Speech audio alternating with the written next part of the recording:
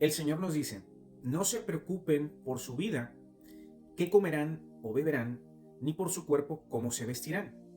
¿No tiene la vida más valor que la comida y el cuerpo más valor que la ropa? Fíjense en las aves del cielo, no siembran ni cosechan, ni almacenan en graneros, y sin embargo el Padre Celestial los alimenta. ¿No valen ustedes mucho más que ellas?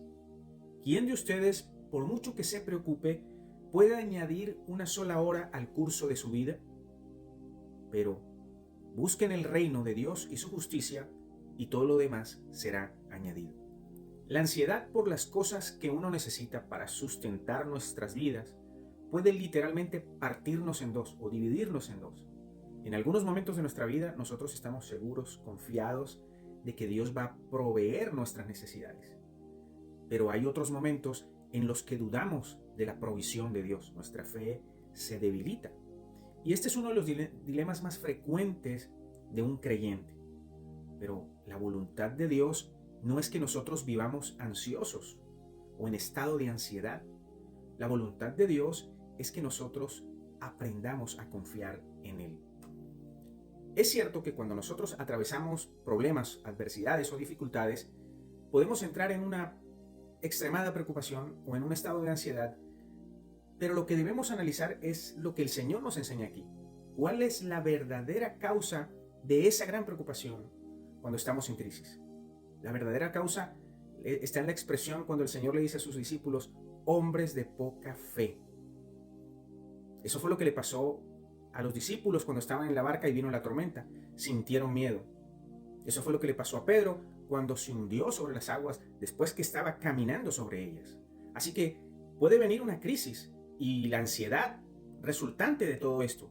Sin embargo, el Señor Jesús nos indica que para un siervo de Dios lo complicado no es la crisis, que venga una crisis económica, una crisis familiar. Lo complicado es entrar en una crisis de fe.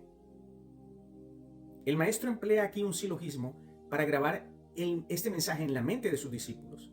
Él dice en la primera afirmación, si Dios provee para las aves y los lirios, la segunda afirmación, y el hombre vale mucho más que ellos, entonces Dios proveerá mucho más para los hombres, porque son más valiosos que las aves y las flores.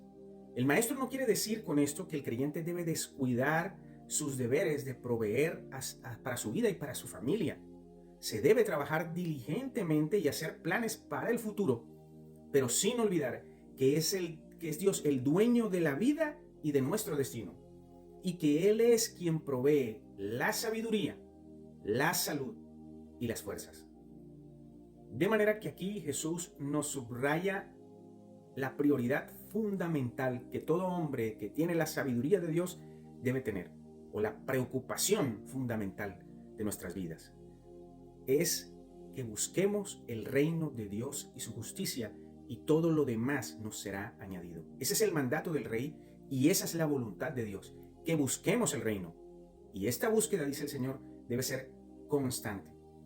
Además de ser constante, esta búsqueda debe ser celosa, pues el verbo en griego buscar significa desear con gran pasión, perseguir con celo y procurar con todo el corazón o con mucho afán.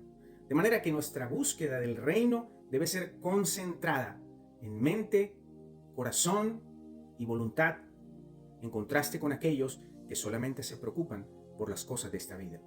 Así que la tarea número 1 en la vida de un hombre de fe es buscar el reino de los cielos. Esa es la prioridad. Después de hacer una lista de todas las prioridades, es necesario decidir cuál es la que ocupa el primer lugar y mantener ese orden en todas las áreas de nuestra vida. Esto quiere decir que cuando hacemos una lista de nuestros logros o de nuestros objetivos, el primero en la lista deberá ser, ¿he buscado el reino de Dios? ¿O buscaré con toda mi fuerza el reino de Dios?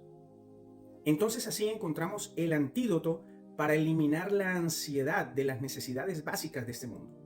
Y el antídoto viene precisamente de la promesa del Señor que dice que si buscamos el reino de los cielos, primeramente todo lo demás será añadido. Así que tenemos allí una promesa en la que el Señor nos dice claramente que vamos a recibir lo que es añadidura si buscamos su reino.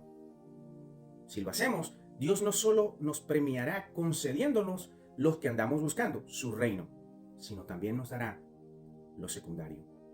Dios te bendiga.